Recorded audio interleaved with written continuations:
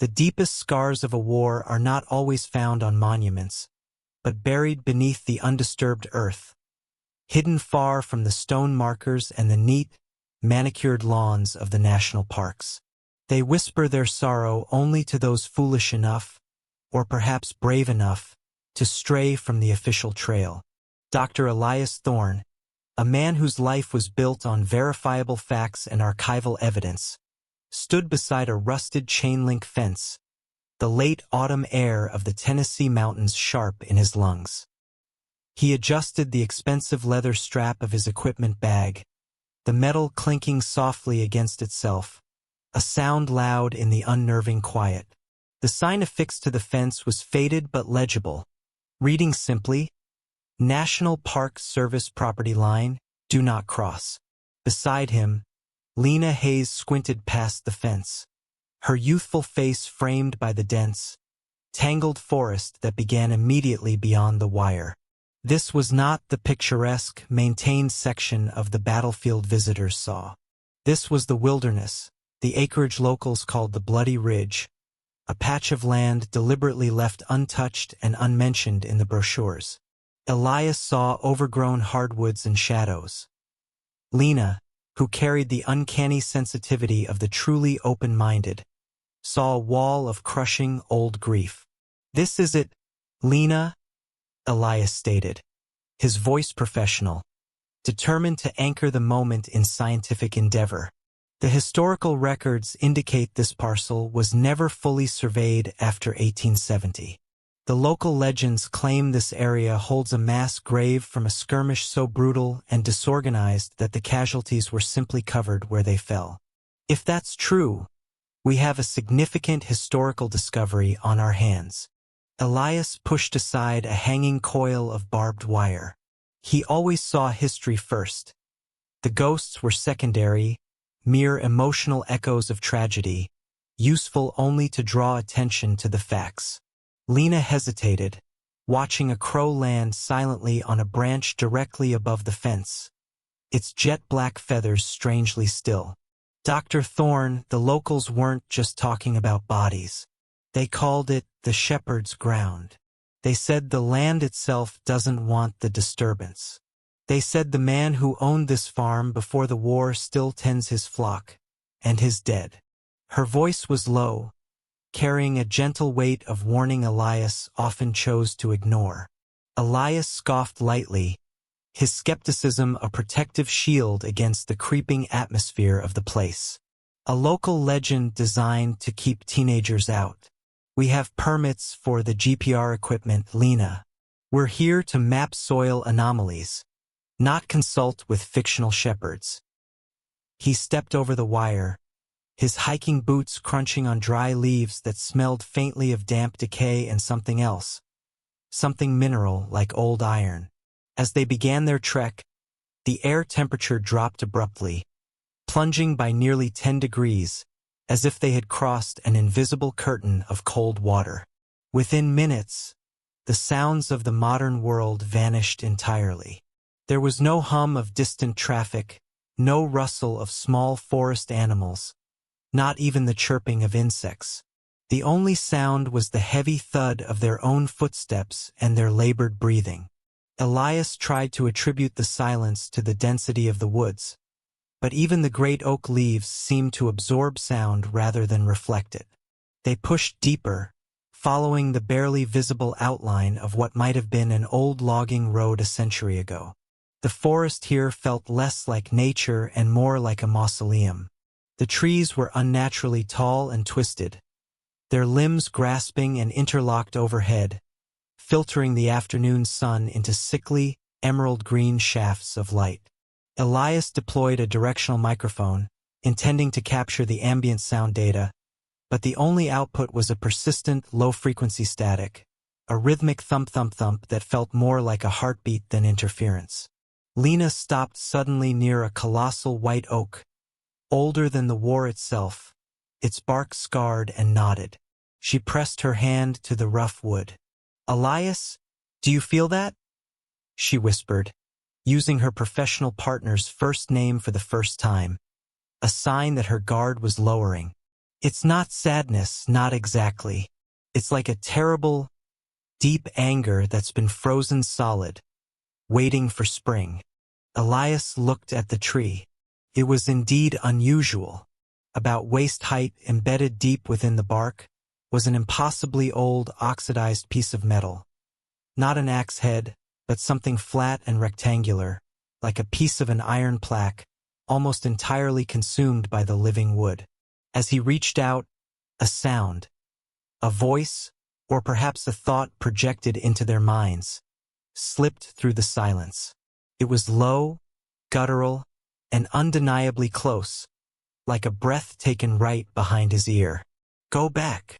The command was simple, not loud, but filled with the weight of absolute authority. Elias, the skeptical scientist, froze, his hand hovering over the embedded metal. His skin prickled, not from cold, but from sheer adrenaline. He spun around, expecting to see a local warden or maybe a prankster, but the forest was utterly empty, save for Lena, whose eyes were wide and tear-filled. She stumbled back, clutching her chest. That wasn't an echo, Elias. That was a presence. It knows we crossed the line. She pointed, not at the sound's source, but at the tree itself, the ancient sentinel. That oak is the boundary marker. It's cursed. Elias struggled to regain his composure, forcing logic back into the frightening equation. It was acoustic hallucination, Lena, caused by the low-frequency interference. He lied to himself as much as to her, needing the rational framework to stand upright. He pointed his research camera at the tree, taking detailed photographs of the embedded metal. We continue to the GPR survey site. We have a job to do, but from now on we proceed with extreme caution. They moved onward, the oppressive silence returning, but now the static thump-thump-thump was louder in Elias's headphones. They followed the faint trail toward a small, unnatural rise in the earth, a ridge that looked man-made, or perhaps piled high with grave dirt. The sun was beginning its slow descent, painting the western sky in deceptive shades of amber and rose. They knew they had crossed a boundary not just of land, but of time, and something terrible was guarding the secret of the bloody ridge. The lesson was sharp, drawn not from a book but from the chilling air. Respect boundaries, both physical and historical, for some lines are drawn not by law, but by restless sorrow. Elias paused, looking back toward the dense wall of the trees where the faint shape of the sentinel oak was visible. He knew then that the historical discovery he craved would come with a price, and that the ghost stories were, quite terrifyingly, the truth. But what exactly was buried beneath the bloody ridge that required such an ancient, fierce guardian? And if the guardian had warned them away, what would happen when they dug up the field itself? The wilderness has its own memory, etched not in stone but in the very fabric of the earth, in the twisted roots and the silent, watching leaves. And sometimes, its memories are not meant for the living, particularly when those memories are saturated with forgotten sorrow and unforgivable betrayal. The sun was a mere sliver of molten gold on the horizon when Elias and Lena reached the coordinates Elias had painstakingly cross-referenced from antiquated maps and oral histories. It wasn't the clear, open field he'd expected for a mass grave, but rather a small, almost imperceptible clearing, dominated by an ancient, derelict cabin, half swallowed by kudzu and the gnawing tooth of time. It was the kind of structure that felt less built and more grown from the soil, a skeletal reminder of a lifelong past. "This can't be right," Elias muttered, pulling out his topographical map, then his GPS. The cabin wasn't marked on any of them, not the modern ones, nor the Civil War-era surveys he'd brought along. It was as if the land itself refused to acknowledge its presence. Yet, there it stood, stark and menacing against the deepening twilight, its lone, gaping window like a single, dead eye staring out into the haunted woods. Lena shivered, pulling her jacket tighter around herself despite the lingering warmth of the day. The locals mentioned a cabin, Dr. Thorne. They said it belonged to Josiah, the shepherd of the ridge. It was his homestead. Her voice was barely a whisper, filled with a nascent dread. The feeling from the sentinel oak had intensified tenfold here, a palpable wave of despair washing over her. As they approached, the air grew heavy, thick with the smell of damp earth and decaying wood. But beneath that, Lena detected something else, a faint, acrid scent, like sulfur mixed with old gunpowder, clinging to the rotting timbers. Elias, more focused on the physical structure, noted the rudimentary construction, clearly pre-Civil War, and the hand-hewn logs that spoke of immense labor. He saw a historical artifact. Lena felt a profound, aching sorrow emanating from its very foundations. "We should make camp here," Elias decided, ever practical. "It's getting too dark to deploy the GPR safely. We can investigate the cabin tomorrow." He began to unload his camping gear, pulling out a sturdy tent and a small, portable stove. He still clung to the logic of his mission, but the unsettling silence of the woods, broken only by the rhythmic thump-thump-thump in his silent recorder, was beginning to fray his nerves. As he was setting up the tent, Lena wandered closer to the cabin, drawn by an invisible current. The porch was collapsing, choked by weeds, but a splintered door still hung precariously on one hinge. She peered inside the darkness.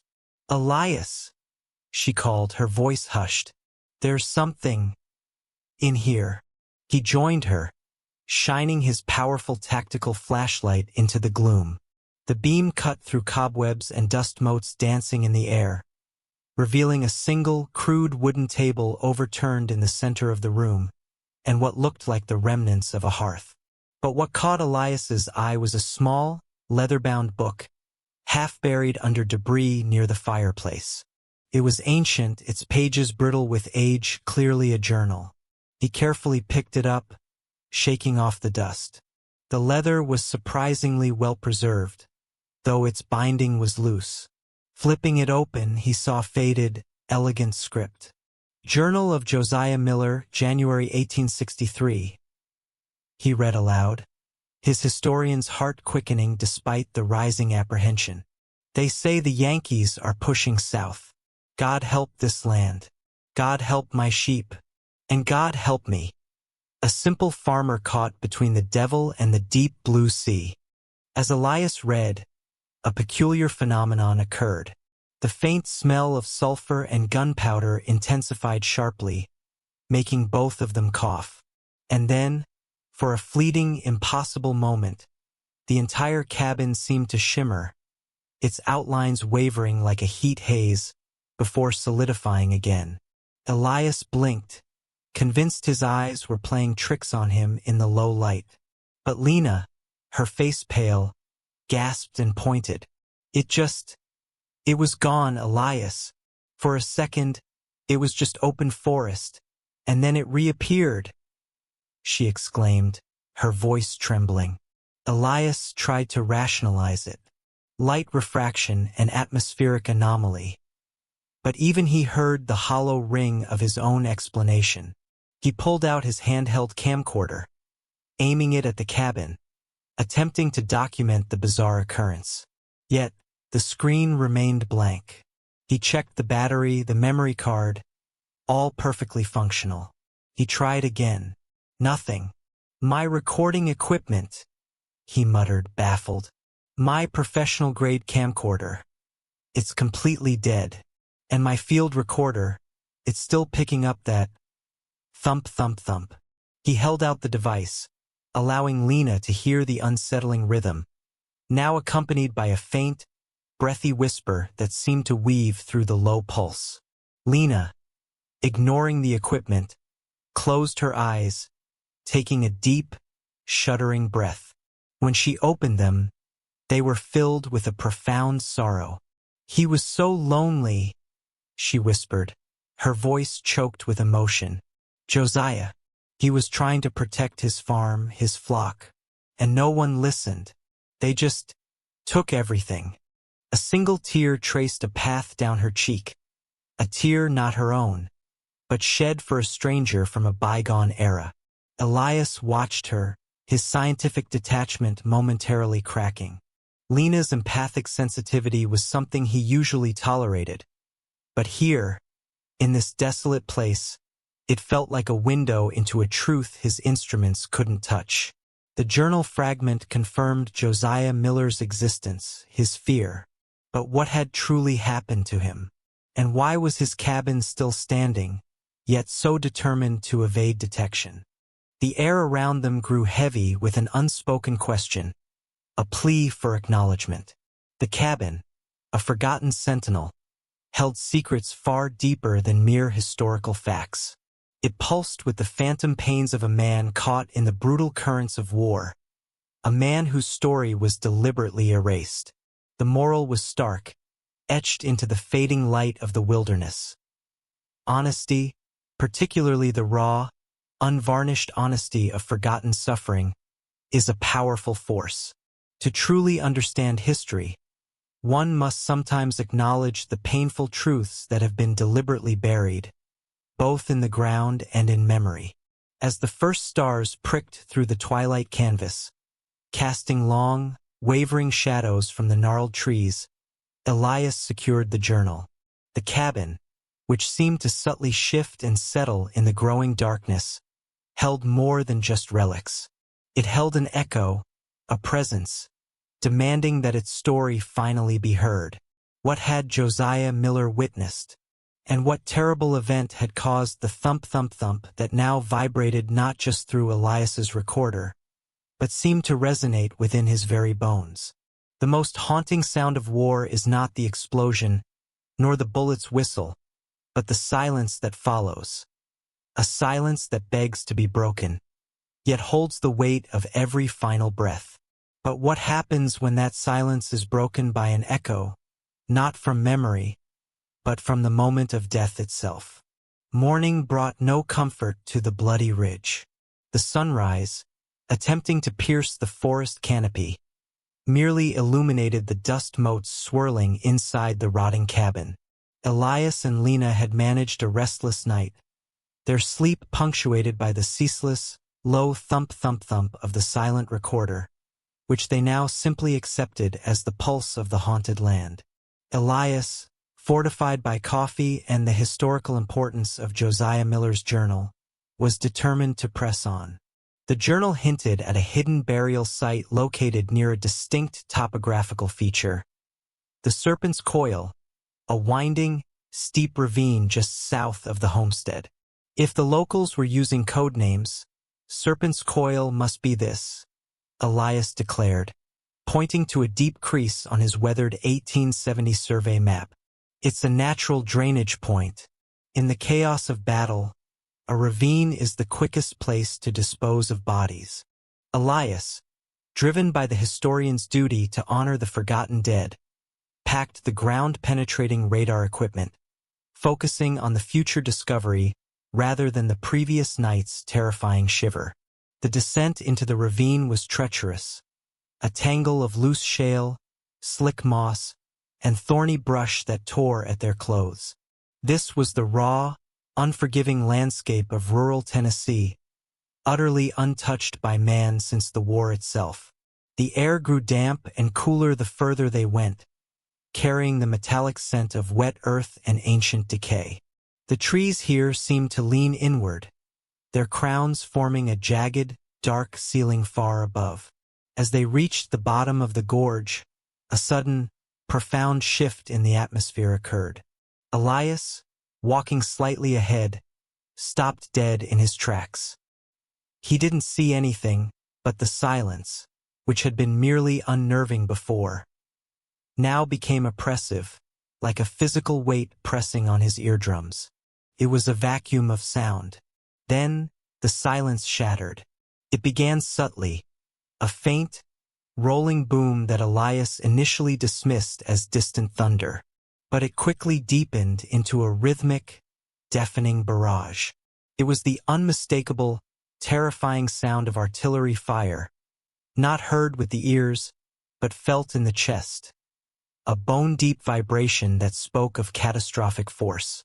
The air around them grew instantly frigid, dropping to a temperature that fogged their breath in plumes of white vapor, even though the sun was now high. Lena cried out, stumbling against a wet boulder. She clapped her hands over her ears, but the sound was internal, inescapable. She could hear the whine of incoming rounds, the splintering crash of tree trunks, and worst of all, the high-pitched, ragged screams of hundreds of men. A chorus of agony that lasted for agonizing seconds before being brutally cut short by a final, booming concussion. Elias, though terrified, forced himself to remain steady, relying on his training. He activated his sound level meter. The digital display should have spiked, yet it remained stubbornly on 0, confirming that the barrage they were experiencing was not acoustic, but phantom. They were trapped inside a momentary echo of the carnage itself. When the sounds abruptly ceased, leaving behind a jarring silence, the sudden, extreme cold remained. Lena, shaking uncontrollably, whispered, "They're still here, Elias. They're reliving it. They died right here, right at this moment." Elias quickly scanned the ground for any sign of burial trenches, his mind racing to use the moment of psychic shock for geological data.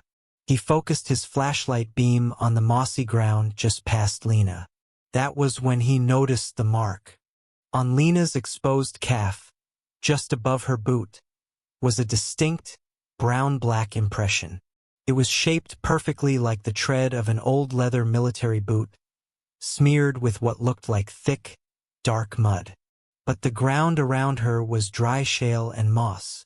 Before either of them could fully process it, the chilling mark began to fade, dissipating into her skin like a stain being erased, leaving behind only a searing cold spot and a faint tremor of pain. "Elias, something stepped on me?" Lena choked out, rubbing the spot furiously, tears of pain and shock welling in her eyes. It was heavy, solid. Elias knelt beside her, his historian's certainty dissolving into genuine, stomach-lurching dread.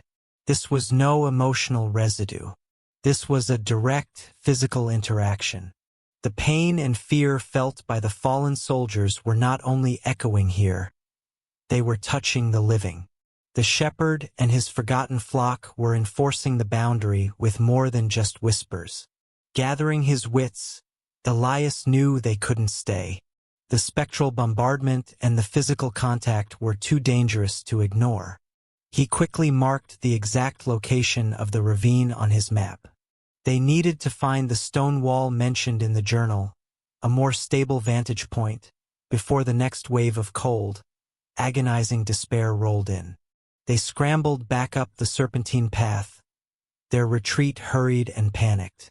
The ascent felt steeper, the shadows deeper, as if the ravine itself were loath to let them go. The knowledge that they were facing an interactive, physical haunting, one that could leave a mark, galvanized Elias.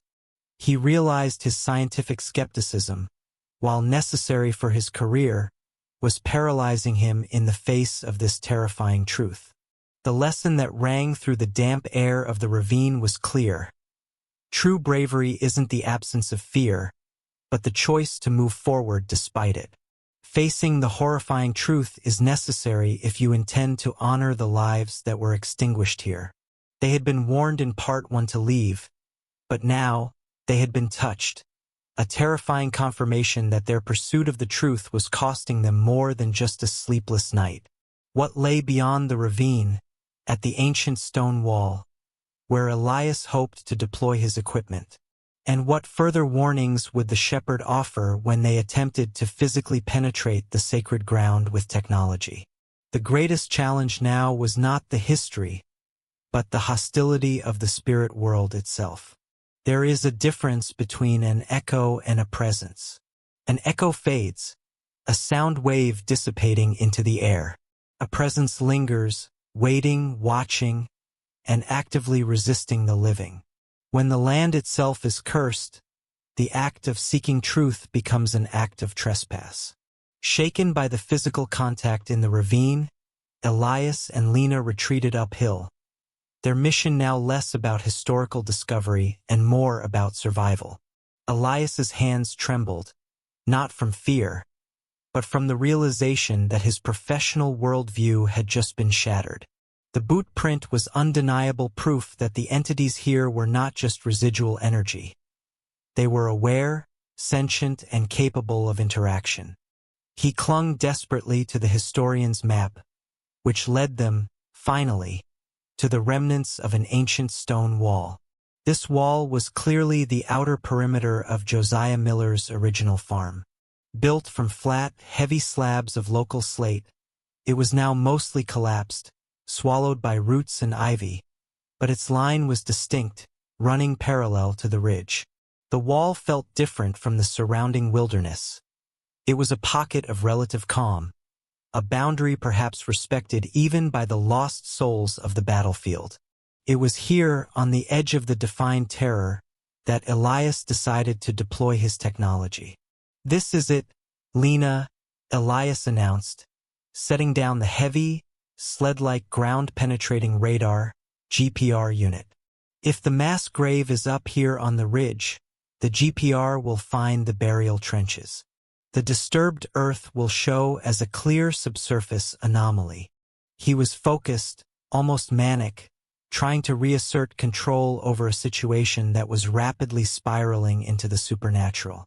Lena stood guard, her gaze fixed on the dark tree line, her body tense, expecting the return of the phantom artillery fire at any moment. As Elias powered up the GPR unit, the rhythmic thump-thump-thump on his now functional field recorder intensified, sounding less like a heartbeat and more like a warning drumbeat. The GPR antenna began to send its electrical pulses into the earth. On the screen, the initial scans showed uniform, solid rock and soil, exactly what they expected. Elias began to pull the unit slowly along the collapsed wall, watching the screen for the telltale signs of human intervention below. Suddenly, the screen flared with a blinding, white static.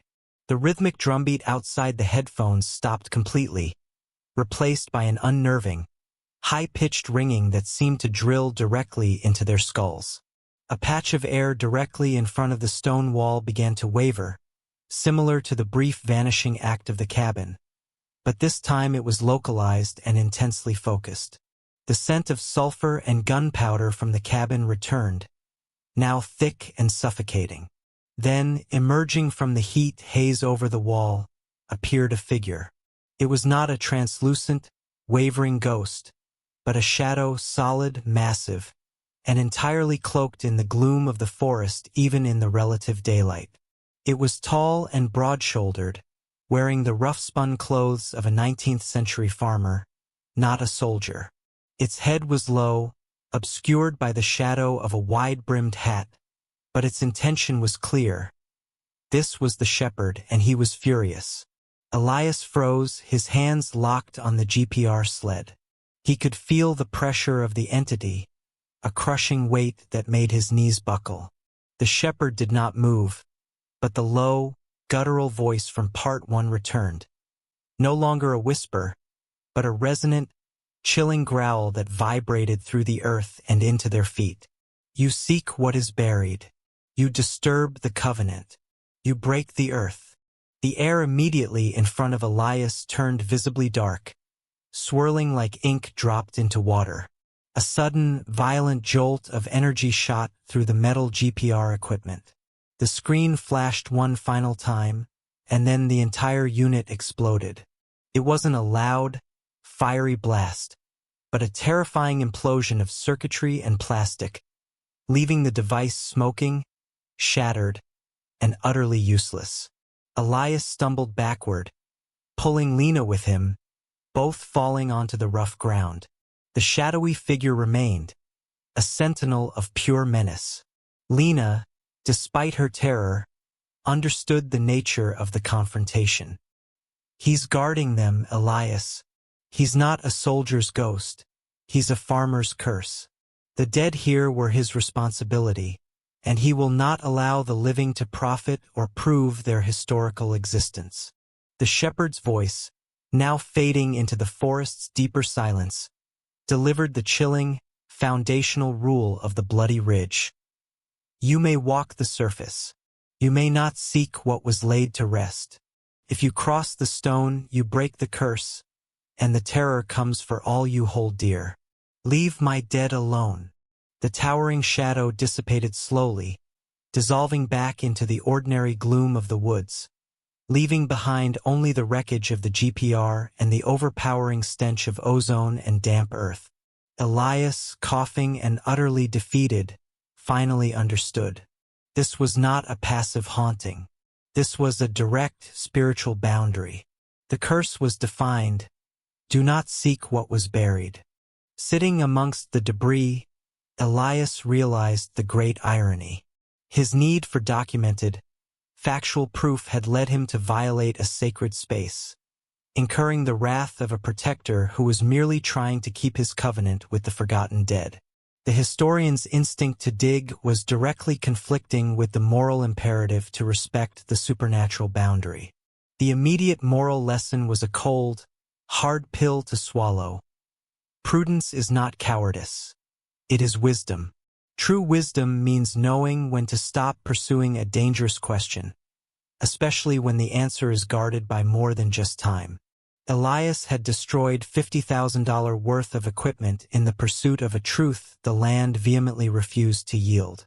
They had found the epicenter of the haunting, but they had also been forcefully repelled. They could not dig. They could not use technology. They were left with only the journal of Josiah Miller, the shepherd. What secrets, other than the location of the graves, did that journal hold? And if they couldn't uncover the bodies, could they perhaps uncover the reason Josiah was protecting them so fiercely? The only path forward was deeper into the human story, not the earth. A battlefield is a library of sorrow, and the earth is the binding. When one volume is forbidden, the wise seek another. The shepherd had forbidden them to dig for the dead, but he had left them the story, a trail of human tragedy that led not to a grave, but to a mystery still unsolved. With the shattered GPR unit lying as a grotesque monument to their failure, Elias and Lena packed their remaining gear, the scent of burnt electronics mingling with the phantom gunpowder. They had to respect the shepherd's terrifying command. Disturbing the burial site was no longer an option. However, the journal of Josiah Miller, their only remaining piece of evidence, whispered a new direction. The small creek that fed the ravine. Elias flipped to a water-stained page, reading aloud. I saw the young one fall near the water, the satchel still bound to his hand. Poor boy, carrying words that might have saved us all. They let him drown. The entry was cryptic, suggesting a messenger, perhaps a Union scout, had died in the creek while carrying vital documents.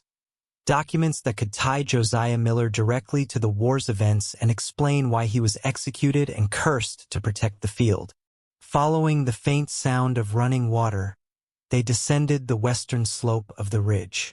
The creek was narrow and shallow, cutting through the dense forest, its banks lined with smooth, moss-covered stones and decaying autumn leaves. The atmosphere here was subtly different from the oppressive cold of the upper ridge. It felt mournful, yes, but also dynamic, like the flow of tears never stopping. As they walked along the winding creek bed, picking their way over wet stones, Lena noticed the water's color. It wasn't clear mountain runoff. It was a murky, disturbing reddish-brown, shifting intermittently to a deep iron or red. Look, Elias, Lena pointed, her voice hushed. The water is too thick, too red. It looks like the mud down at the bloody lane in Antietam, even after 100 years. Elias knelt, dipping his finger into the flow. It was cool, tasteless, and smelled only faintly of mud, but the color was unnatural, far too saturated to be mere silt. He hypothesized, if this was indeed the site where men bled out the minerals, the iron, they might still stain the water after heavy rain. It's a physical memory of the carnage. But the staining wasn't consistent. Every few minutes, a brief, dense, scarlet wave would pass, as though someone upstream was washing a great quantity of bloodied cloth. They continued to follow the crimson current, their boots sinking occasionally into soft, black mud. Then, Lena spotted it. A small, dark protrusion wedged beneath the exposed root of an ancient cypress tree on the bank. It was leather, brittle with time and water exposure, but unmistakably structured. Elias carefully dug it free using his gloved hands, pulling out a small, rectangular leather satchel about the size of a modern tablet. It was bound tightly with a thin, waterlogged rope, fastened with an intricate knot. The leather was so old it was almost petrified, but the shape was preserved. A small, tarnished brass clasp sealed the flap. This was the messenger's satchel. As Elias held the artifact, Lena looked across the creek and saw a fleeting, terrible sight.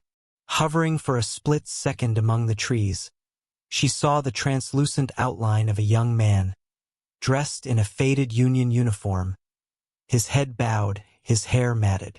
His presence was heartbreaking, not frightening. He was looking directly at the satchel in Elias's hands with an expression of profound, weary relief, before dissolving entirely into a spectral light that shimmered briefly and vanished. "The young one," Lena whispered, tears returning to her eyes. "The messenger." He was still bound to the satchel, Elias. He couldn't leave.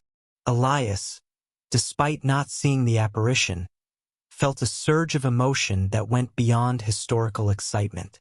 He felt the weight of the injustice carried by the artifact. This was not just military intelligence. This was the final burden of a dead boy. They had found the crucial element, the emotional hook that connected Josiah Miller, the cursed shepherd, to the military tragedy.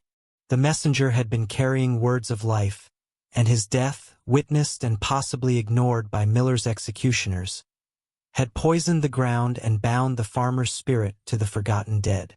The shepherd was not just guarding graves. He was protecting a secret wrapped up in this satchel. The moral of this discovery was clear. The living owe a duty to rectify historical wrongs, even those long buried. When seeking to understand a haunting, look not just at where people died, but at how they were betrayed. They now possessed the key. The contents of the satchel promised to reveal the secret that transformed the farmer Josiah Miller into the furious guardian, the shepherd.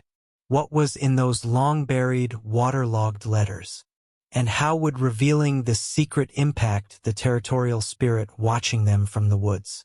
A curse is often just a terrible story trapped in time. To free the victim, one must dare to hear the whole truth. But the truth, when it involves betrayal and unjust death, can carry a weight heavier than any phantom step, and can unleash the captive emotional anguish of a tormented soul. Elias and Lena hurried back to the derelict cabin, the makeshift center of the Bloody Ridge homestead. Night was approaching rapidly, pulling the shadows long and deep across the clearing. They needed light, privacy, and most importantly, they needed to be within the familiar confines of the shepherd's original boundary, the very place where Josiah Miller had lived and died. The old, petrified satchel from the creek was now their focus, the one physical key the spirit had allowed them to retrieve. The moment they re-entered the cabin's decaying structure, the atmosphere changed drastically. The silence was gone, replaced by a low, persistent hum, like the sound of 1,000 bees trapped in the walls. Elias set the satchel on the overturned wooden table and retrieved a specialized historian's kit designed for preserving and opening fragile artifacts. "We have to be careful," Elias whispered, his voice catching slightly. These documents are over a century old and have been submerged. They could turn to dust. He used a fine scalpel to cut through the rope binding the satchel, the rope crumbling away like old ash. He worked the brass clasp open, which groaned in protest after decades of silence. As the flap lifted, a rush of cold air blasted outward, extinguishing the small, battery-powered lantern Lena had placed on the floor. They were plunged into absolute darkness, save for the weak beam of Elias's headlamp. Before Elias could react, a sudden, violent poltergeist event erupted. The crude table they were working on was flipped over with terrifying force, sending the satchel skittering across the floor. An old, iron skillet that had been resting near the hearth flew across the room, striking the wall just inches from Lena's head, leaving a deep gouge in the timber. The door, hanging loose on its hinge, began to rapidly slam open and shut, creating a manic, deafening rhythm that drowned out the throbbing hum. Lena screamed, not from fear, but from the sudden, debilitating despair that washed over her. She collapsed to her knees, clutching her chest, tears streaming down her face as if 1,000 heartbreaks were now her own. "The betrayal!" she gasped, her voice sounding strangely unlike her own. "The shame! They saw him. They lied." Elias, momentarily paralyzed by the sheer, unadulterated rage pouring through the cabin, fought to pull Lena to safety. He knew this was the shepherd's pain manifesting, the emotional outburst of a man whose execution was both unjust and dishonorable. As suddenly as it started, the activity ceased. The door stood open, still and silent. The air, though freezing, was calm. Elias helped Lena to sit against the wall, her breathing ragged. He crawled back to the scattered satchel and retrieved the contents. Several brittle, folded pages of military dispatches, miraculously sealed and preserved by the tight leather. Shining his light on the documents, Elias began to read, translating the faded ink and antiquated military jargon. The historian in him took over, focusing on the facts. The letters were Union military correspondence, detailing troop movements and supply lines. But crucially, a margin note revealed the truth of Josiah Miller. Farmer J. Miller, Ridge Homestead, continues to provide crucial intelligence regarding Confederate encampments in the valley. He must be protected. His loyalty is to the preservation of the land, not the cause of secession. The next page was a handwritten report, dated the day after the skirmish at the Serpent's Coil, signed by a local Confederate captain. "We executed the traitor Miller this morn, found colluding with Yankee scum near the creek. He obstructed the defense of the ridge. We claim his land and buried the evidence of his betrayal with the casualties." The truth was a heavy, cold rock in Elias's stomach. Josiah Miller wasn't a bitter farmer driven mad by war. He was a patriot and a martyr, a civilian who risked everything to prevent the war from further devastating his home, only to be executed as a traitor by local militia. His ghost wasn't just guarding a grave. It was guarding his reputation and the secret of his brave, final act. The mass grave was the key. His enemies had buried him with the dead soldiers he secretly helped, making his burial site both a symbol of his betrayal and the ultimate cover-up.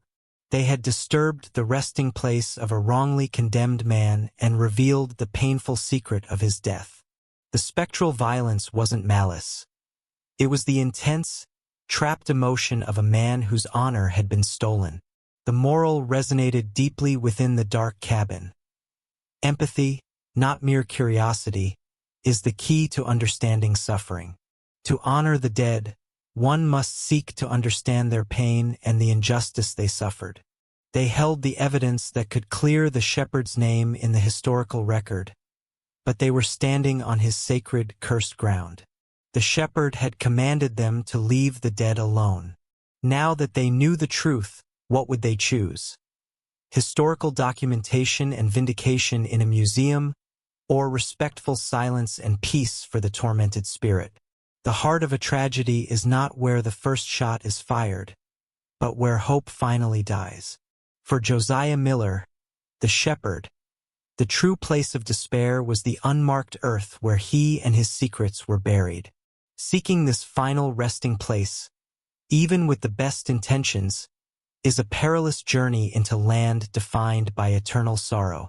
The satchel's contents, now spread carefully across the single piece of dry canvas they had laid out, confirmed Josiah Miller's heroism and his horrific execution. The choice now weighed heavily on Elias. His professional duty as a historian demanded he take the documents back to civilization to vindicate Miller's name.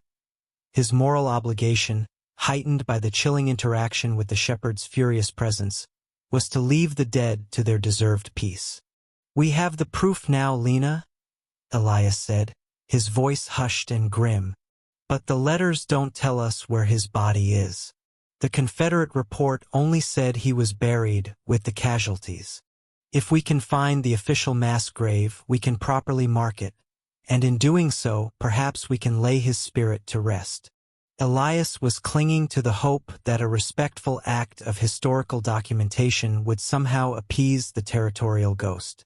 Lena, still recovering from the debilitating emotional strike of the shepherd's rage, looked fearful but resolute. "He warned us, Elias. He broke the GPR. He said if we cross the stone, the terror comes. But he also didn't destroy these letters. Maybe he wants the truth to be known, but not the location of the grave disturbed. If we must go, we go only to observe and honor, nothing more." Using the clues from the journal, references to the highest field of fire, and the shadow of the broken pine, Elias plotted a course toward a misty clearing higher up the ridge, a place they had avoided before due to its sheer atmospheric density.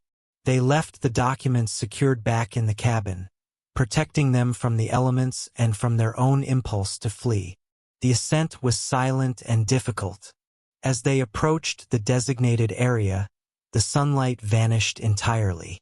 They entered the clearing as if walking into a wall of supernaturally thick fog, rolling in dense waves that smelled faintly of pine needles and damp wool. The world shrank to a visibility of mere feet, isolating them completely. This was the unholy ground, the site of the greatest, most disorganized carnage. Elias walked slowly, his focus entirely on the ground, searching for the telltale depressions of earth that mark mass burial trenches. He knew the dead were here, thousands perhaps. The silence was intense, broken only by the slosh of their boots in the saturated ground and the distant, low moaning sound that seemed to rise from beneath their feet. Then, through the fog, a movement, not a shadow but a procession. Spectral figures, translucent yet distinct, began to materialize in the mist around them. They were Union and Confederate soldiers, their uniforms ragged and stained with earth, marching slowly and silently, their heads bowed, moving with the agonizing weariness of men who had been marching for a century and a half. The ghosts ignored Elias and Lena, simply flowing around them like a slow, cold river. They were not malevolent. They were trapped in endless, somber repetition. Elias and Lena were standing in the middle of a never-ending funeral march. Elias stumbled backward, trying to step around a soldier who appeared to be missing his lower jaw. He tripped over a low, unseen obstruction. He caught himself just in time, realizing he had nearly pitched forward into a deep, ragged hole, a trench hidden by the fog and thick grass. He peered down and saw a shape that made him instantly recoil. The faint, skeletal outline of a human skull, partially exposed in the loose, dark soil. Lena gasped and pulled him back. "That's enough, Elias. That's a grave. We came to observe, and now we know.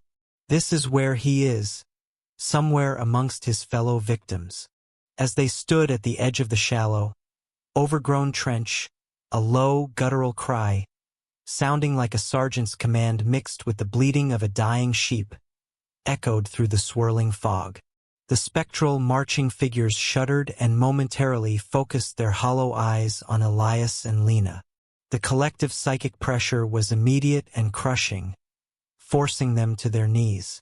This wasn't the focused rage of the shepherd, but the overwhelming, desperate need of the thousands of lost souls for peace. They were being told, without words, that their presence here was disrupting the fragile, sorrowful order of the unholy ground. Elias saw the moral of their journey crystallize in the mist. Perseverance in the face of fear must always be anchored by respect for the truth.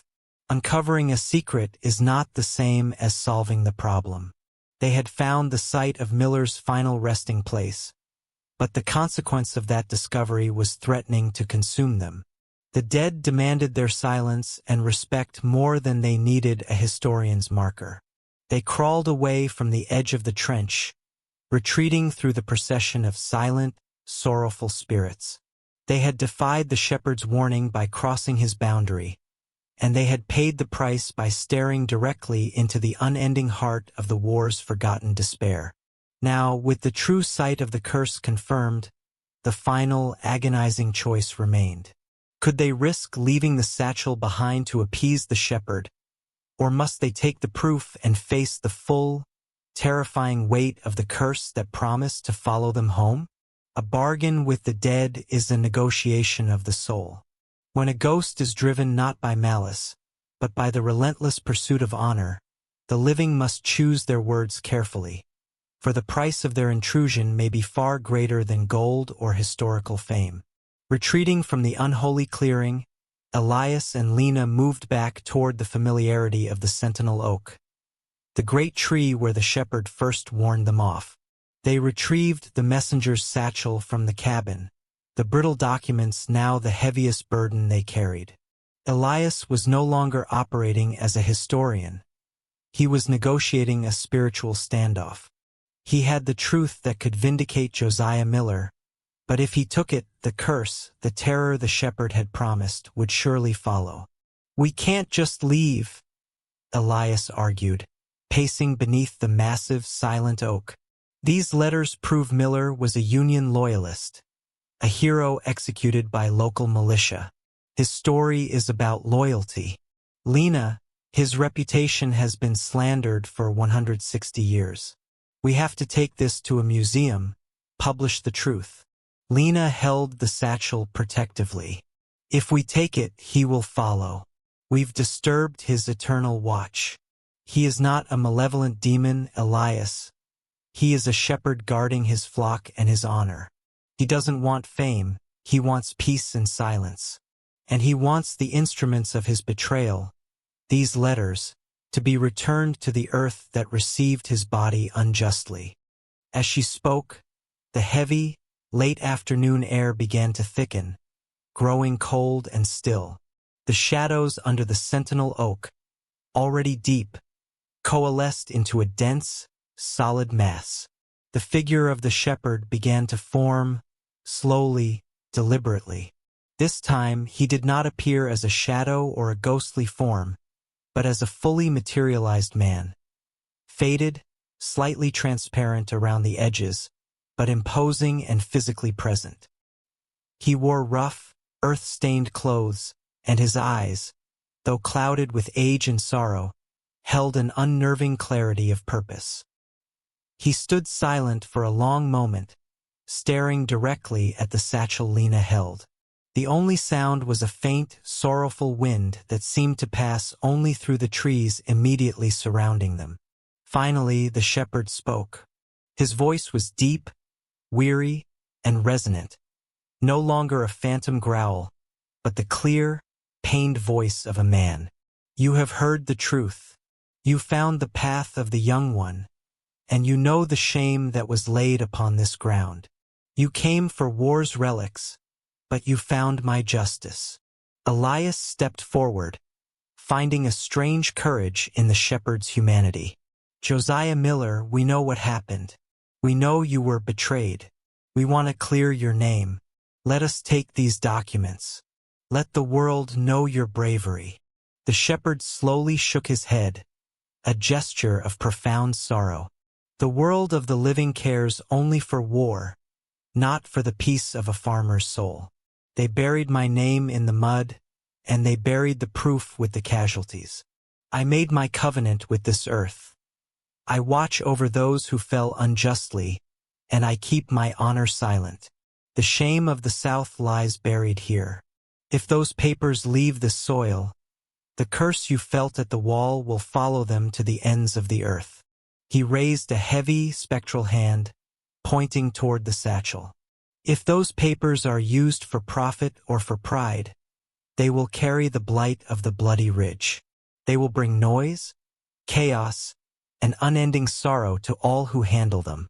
Every word will be a lie to the world, and every truth you speak will bring pain upon the living who hear it. The curse will be placed upon that satchel, sealed and unbreakable, the moment it crosses my boundary." The air around the shepherd shimmered, pulsating with a low, faint green light, the terrifying color of the old Appalachian lore, often associated with a land spirit's territorial claim. He was offering them a choice: the fame of vindicating a historical hero, or the safety of their own lives and the peace of the innocent dead. Lena finally spoke, her voice clear and gentle. "Josiah, we respect your honor. We will not take the papers. We will not disturb the dead. But you must let us leave this ridge in peace, and lift the fear you have placed upon us." The shepherd turned his sorrowful gaze upon Lena. He looked longingly at the satchel, the repository of his stolen honor. "Return the proof to the deep earth. Let the water take its toll, and let the truth remain here, with the souls I guard. Do this before the sun sets, and you may leave in silence. But do not look back." They had their bargain. Elias's duty to history was eclipsed by the moral duty to the human spirit and the terrible threat of the curse.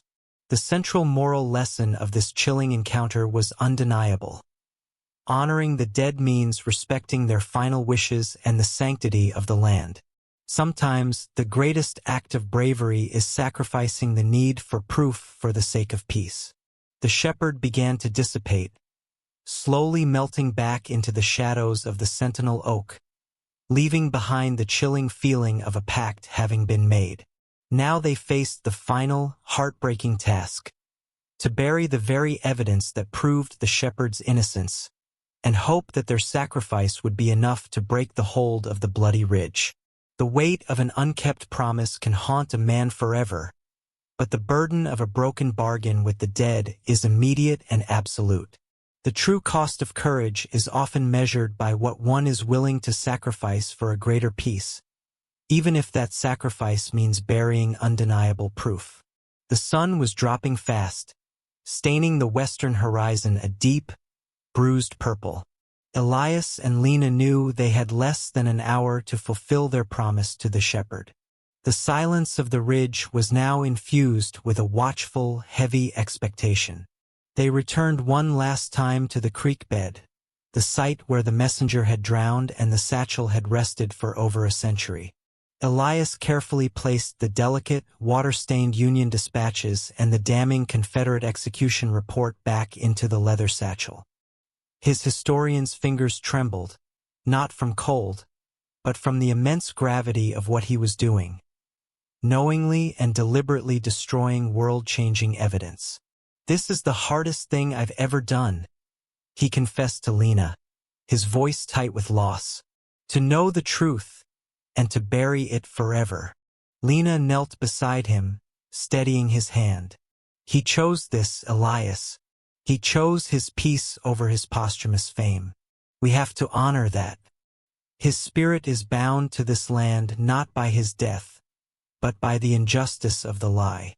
If we take the lie's undoing, we take his sorrow too." Elias took his small, folding shovel. They did not return to the mass grave or the unholy clearing. Instead, they found a small, hidden depression beneath a weeping willow, where the creek water gently pooled. It was soft, fertile, undisturbed earth.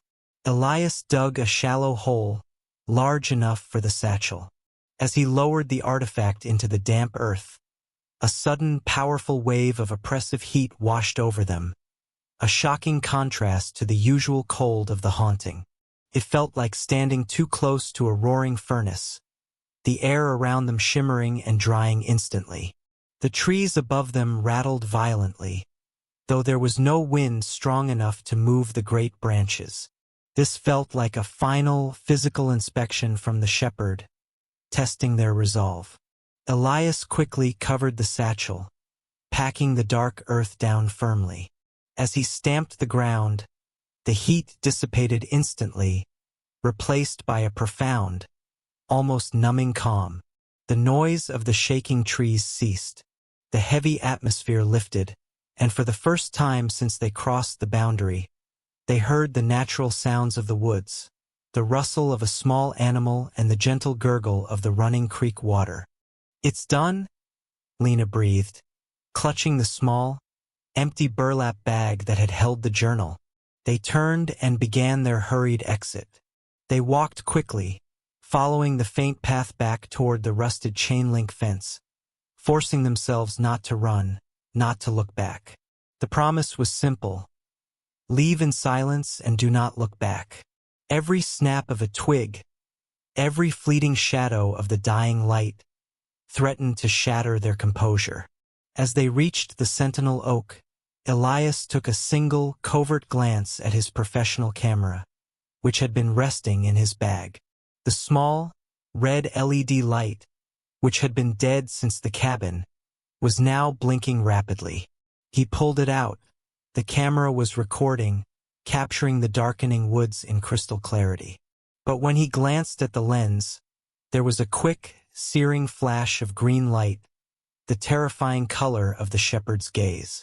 The light lasted only a second, but it felt like a signature, a seal placed upon their retreat.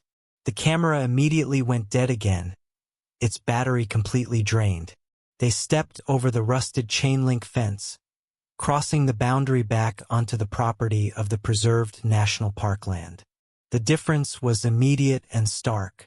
The air was breathable, the shadows felt natural, and the sound of distant traffic was faintly audible once more. They walked the final mile to their car in silence, the emotional and physical drain of the last 48 hours weighing them down. Elias had lost his expensive GPR, his cameras were fried, and his biggest historical find was buried under 3 feet of mud. He had no tangible proof of Josiah Miller's heroism, only a terrifying, undeniable experience. The moral sacrifice was absolute. Sometimes the greatest lesson requires giving up certainty, fame, and objective proof for the sake of integrity and the peace of a tormented soul. They walked away empty-handed, but perhaps profoundly richer in spirit. The ridge was silent behind them, but the fear lingered. Had the shepherd truly released them? Or was the curse of the bloody ridge a slow poison, one that would only begin to work its terror when they were miles away, believing themselves safe? The deepest truth about a ghost is that it often follows you home. Not the apparition, but the realization of the suffering, the burden of a secret shared with the earth. When a war's curse is lifted by sacrifice, the resulting peace can be louder and far more profound than any ghostly scream. 3 weeks had passed since Dr. Elias Thorne and Lena Hayes left the silence of the Bloody Ridge. Back in the bustling anonymity of their university town, life felt thin, almost artificial. Elias had submitted his expense reports: a shattered GPR unit, fried camera gear, and 0 verifiable artifacts, accompanied by a vague report citing unforeseen geological instability. His professional reputation, built on decades of hard evidence, now felt fragile. The haunting, however, hadn't followed them with sound or shadow. The rhythmic thump-thump-thump had ceased the moment they crossed the fence. The intense, oppressive cold and the scent of sulfur were gone. Elias found himself constantly checking the corners of rooms, expecting the spectral light or the looming shadow of the shepherd. But the silence he craved had become a heavy, unnerving presence in itself. He had no proof, just a shared, terrifying memory with Lena. One damp Tuesday evening, Elias was sitting at his cluttered desk, reviewing the few surviving, blurred photographs of the Sentinel Oak taken before his camera died. He was trying to reconcile the cold logic of the historian with the raw terror of the trespasser. He felt utterly hollow, a man who had glimpsed the true heart of history only to be commanded to forget it. Suddenly, a faint sound drew his attention. It wasn't the artillery fire of the ravine, nor the rage of the cabin, but a gentle, steady, gurgling sound, the sound of creek water flowing over smooth stones. He looked around his office, which was far from any running water. The sound was soft, peaceful, and entirely acoustic, unlike the phantom battle noise. It emanated from the center of his desk. He carefully cleared a space and found a small, dark object resting on a stack of his papers. It was a piece of slate, rough and chipped, about the size of his palm. It was unmistakably a fragment of the stone wall from the Bloody Ridge, the boundary the shepherd fiercely protected. It had not been there the night before. As he picked up the stone, its surface was surprisingly warm, radiating a deep, resonant peace. Etched into the slate, seemingly by pressure rather than carving, was a single, perfect impression of the ancient, tightly knotted rope that had bound the messenger's satchel. It was a final, silent artifact, a token of thanks and confirmation. Elias called Lena immediately. She answered on the first ring, her voice lighter than it had been in weeks. "I know," she said softly before he could speak. "You found something quiet, didn't you?" Elias described the stone. Lena explained that she, too, had received a token. The burlap sack that had held Josiah Miller's journal now smelled faintly, not of dust, but of ripe hay and sheep's wool. "He released us, Elias," Lena explained. "He accepted the bargain. He didn't want the noise of validation or the chaos of discovery. He wanted his silence, his honor, and the truth to stay with the land and the few people who knew it. He gave us something real, not terrifying. He replaced the screams of war with the sound of the creek." Elias finally understood the true nature of the pact. The shepherd hadn't cursed the satchel. He had placed a protective curse against the outside world's noise and exploitation. By burying the proof, they had honored his true self, the simple farmer who only wanted peace for his home. The fragments they received were not pieces of the curse, but symbols of the promise kept, silent witnesses to a private history. The greatest truth Elias would ever learn was now unwritten, unproven, and entirely spiritual. He had spent his life seeking the documented facts of war, only to discover that true history is not always written in books, but is whispered by the wild and held in the quiet dignity of a forgotten soul. The restless spirit of Josiah Miller, the shepherd, was finally at peace, and his terrifying territory was now merely a silent, sacred grove.